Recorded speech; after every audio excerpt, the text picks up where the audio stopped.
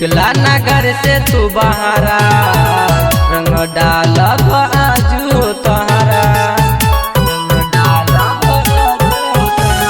भौजी निकला ना घर से तू बहारा, रंग डालब आजू तोहरा।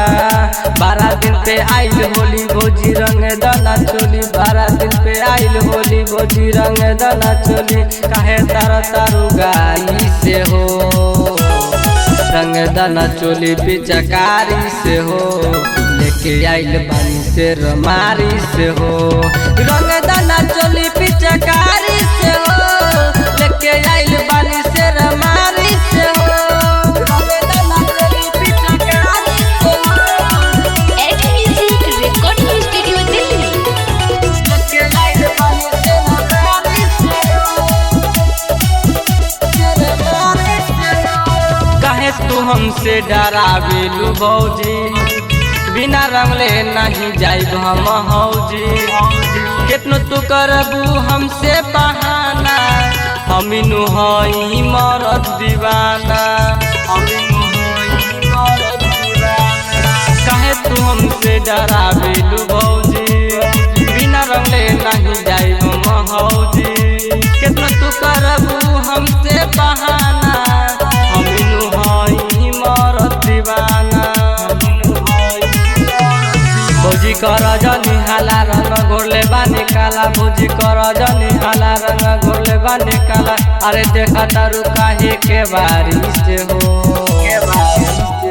रंग दाना चोली पिचकारी से हो, लेके आइल बानी से रमारी से हो। रंग दाना चोली पिचकारी से हो, लेके आइल बानी से रमारी से हो। रंग दाना चोली पिचकारी से हो, at music recording studio Delhi. लेके आइल बानी से रमारी से हो।